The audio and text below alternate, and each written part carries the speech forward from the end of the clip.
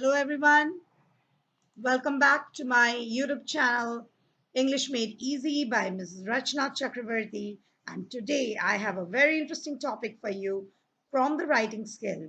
So I hope you know this topic prior to my explanation, and my again I request all of you to sit down with your notebook and pen so that you can write down the points. And the topic which I've selected for you all today is information transfer. So, as you all know that we have a lot of other writing skills, but information transfer is the only writing skill where you can score a full 5 on 5. For 10th standard, this question is asked for 5 marks. For 12th standard, it is asked for 4 marks. So you need to know the rules. The rules remains the same for both the standard. So it is useful for both 10th as well as 12th standard. Though the mark distribution I have only discussed in this module for 10th standard, but the explanation remains the same. So children, what do you mean by information transfer? The word itself is saying everything. When you are transferring the information, any information which is given to you, which has to be transferred, it is done in this writing skill. By the way, so you have two types of information transfer. One is the verbal and the other is the non-verbal. Now to explain with, what is this verbal? So in this module, I'll be explaining you what is verbal, what is non-verbal, and in your exam, how you can score your marks. So please start writing in your notebook the points as I always tell you. And a very important note, those who have not yet subscribed to my channel, please do subscribe and please do put your comments in the comment section because your comments motivates me for my next videos. And please do guide me what should I come up with in my next video. I would really appreciate that. And any doubts and queries regarding information transfer, that too you all please put it down in the comment section so that I can reply to all your doubts which you have. And that's the best way of communication these days when we are going through this pandemic or through this lockdown. So please do subscribe to my YouTube channel for more such amazing videos. Press on the bell icon so that you can get notification as soon as I post my new video. So let us start today's explanation about verbal and non-verbal information transfer.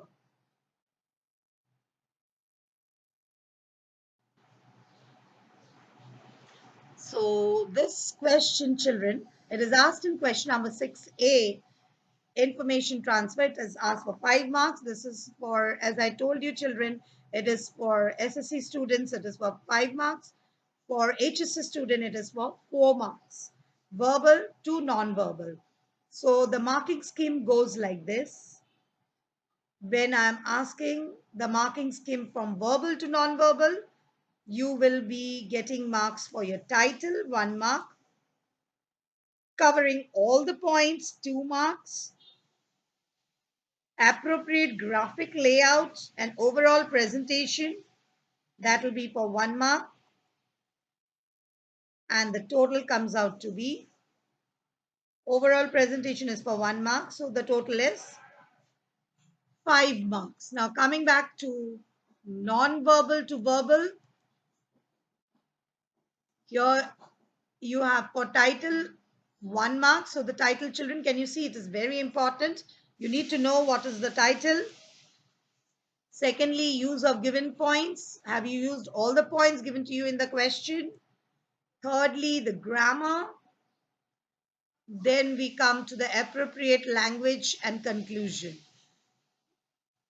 That makes a count to be 5 marks.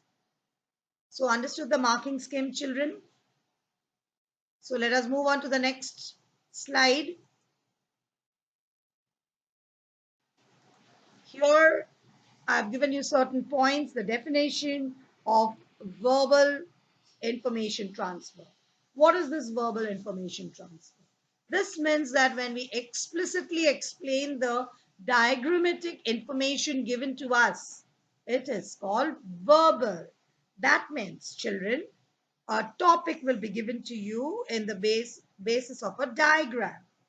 It will be in the form of either a web diagram, a flow chart, a graph, a pie, or a table, tree diagram. It will be in the form of a diagram.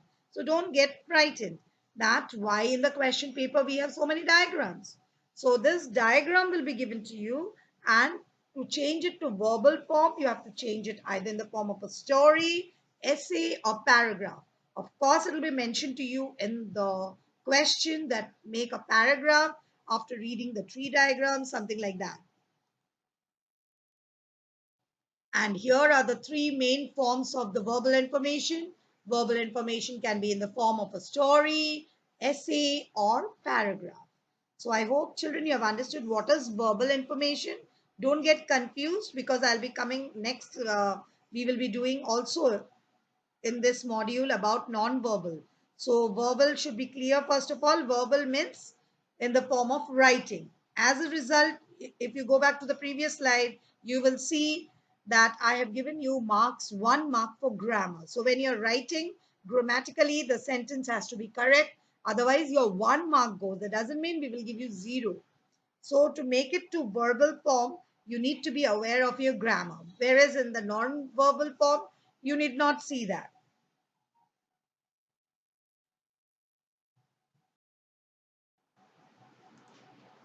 So now let us quickly see to the points to remember to change from non-verbal to verbal. What are the points, children? First point is your catchy title. Already, children, you have seen in the previous slide, I have already told you that the marks are based on your title, 1 mark. So you need to know the title very properly, and the title should be very attractive. Secondly, you should take care that all the points given in the question is considered. You need to attempt on all the points. Then it should be in the form of complete sentences. Very, very important. You cannot give words. You cannot give phrases because it is in the verbal form. So we need it in sentence form. That means it should either be a story, it should either be a paragraph or an essay. So for that, we need, of course, sentences, children.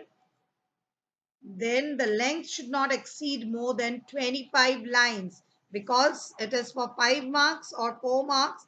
So your length, appropriate length. So once, sometimes what happens, children, when you're writing a story or a paragraph, you tend to keep on writing, and you forget the length.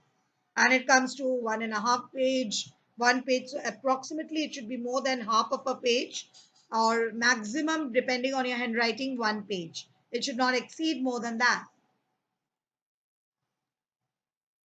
And also here, as I told you, your marks will be deducted for grammar. So take care of your sentence formation. So you need to revise it. So let us move on to the next slide. Here in the next slide, non-verbal to verbal, I've given you an example. The question can be something like this, not necessarily only this. Prepare a paragraph according to the tree diagram about the different types of crops. So see, the question will be given in this way, some crops types, and see the tree diagram is like this, or the question will be like this. The answer to it, I hope you will understand what I was actually talking about. Now the answer to this goes like this. You have seen the tree diagram. Plants provide man. So you start with the little general observation. You need not start the way I have started, because then you will feel that it's so clumsy. Here, basically, the main intention is that your first line should be about a global understanding of the tree diagram, which you just now saw. So that I have taken it here. Plants provide man with his basic requirements for survival. Plants have been used by man since antiquity as a source of food, clothing, and shelter. Plants grown by man in large numbers are called crops. Crops can be divided. Now, this is there already in your tree diagram. So, you can either add a one-liner beginning of or a synopsis of the tree diagram which you saw, and then you can directly start. Crops can be divided into two major groups, food crops and cash crops. Food crops are plants like cereals, pulses, These are all there in your tree diagram. You just have to see it from there and put it down here. Fruits and vegetables. These provide nourishment to the body and help it grow and repair itself. They also provide the energy to carry out metabolic and muscular activities. Then coming to cash crops are those which can be cultivated for commercial use. See, all children, can you see it is all in sentence form? Previous slide was in point form, and this is all in sentence form. That is the difference between verbal and non-verbal. Cash crops even form the basis for trade among nations. Cash crops include spices, fibrous plants, edible oils, brewerages, medicinal plants, fodder plants, and timber. So did you understand, children, how you have to write? It is basically from the tree diagram, but you can start with the add-on of a summing up of the tree diagram which you just now saw. So that will give an introduction. Are you getting my point? And then you start with the description.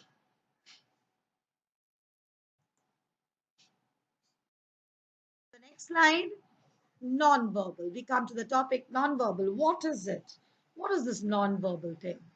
The non-verbal things, just look into the definition, children. This means that when we transfer any information given to us in a diagrammatic way, and the diagrams can be either a table, a tree diagram, pie diagram, graph, flow chart, web diagram. So anything, it can be in any form. So you just need to understand what are these now. You know it can be a tree diagram, but do you know what is a tree diagram? So let us move into the next slide to know more of them. So here I'll be showing you some examples of these tabular form, tree diagram, and pie diagram. So in the tabular form, you have to give it in this way, make some tables, the headings will be given, and then down below you have to just write it in the form of points. You cannot use full sentences. Tree diagram is always like this. Now for tree diagram, children, there are a lot of funny incidences we always get in the answer papers, students writing, making tree actually. Even in 12th standard, when we have already taught you from 10th standard, even in 12th standard, we get a huge big tree for us with the branches coming out. And on the branches, we have the names of the things given here. So children, that does not mean tree diagram. This is what I meant when I meant to say tree diagram. It will be in the form of the branches like this. The columns, can you see it very nicely? Then we have pie diagram, which goes like this. You have in 360-degree, it has been fit up. So this is somewhat like your pie diagram. You need to draw it like this and express it to us. Now, when we are coming to the next slide, points which you have to remember, children, from changing from verbal to non-verbal. So what are the points? Let us quickly see. Yeah, of course, you can see the first very important point for both verbal and non-verbal is catchy title. Then, secondly, very, very important, it should never be in sentences. Thirdly, you should use either the words or phrases. Take out only one word or two words or make it a small phrase and write. And of course, you need to cover all the points which is given in the question. Now, this point is very important, children, because sometimes children always ask me that, ma'am, our maths is very weak and so we cannot draw a graph or a chart, pie chart. So, children, let me tell you, your diagrams need not be mathematically correct. From maths point of view, we are not going to judge you. We will be judging you from your concept. Have you really put those items in the proper place? If I have asked you to make a pie chart, obviously I want you that you should make that rough diagram. You need not use your rounder and your scale to calculate 180-degree, divide it and cross multiply, whatever, XYZ. We don't expect that from you at all. Neither will we be checking it in that way. So what do we want? We want an approximate evaluation. If it is 50%, I have said, so obviously your diagram should represent something called 50%. You cannot give me just a part of it telling this is 50%. So that will absolutely be wrong. So approximately what is 50%, what is 10%, 5% will be very small part in the pie diagram which you are making. If it is 15%, little bigger than the 5%. So approximately you should give us a diagram.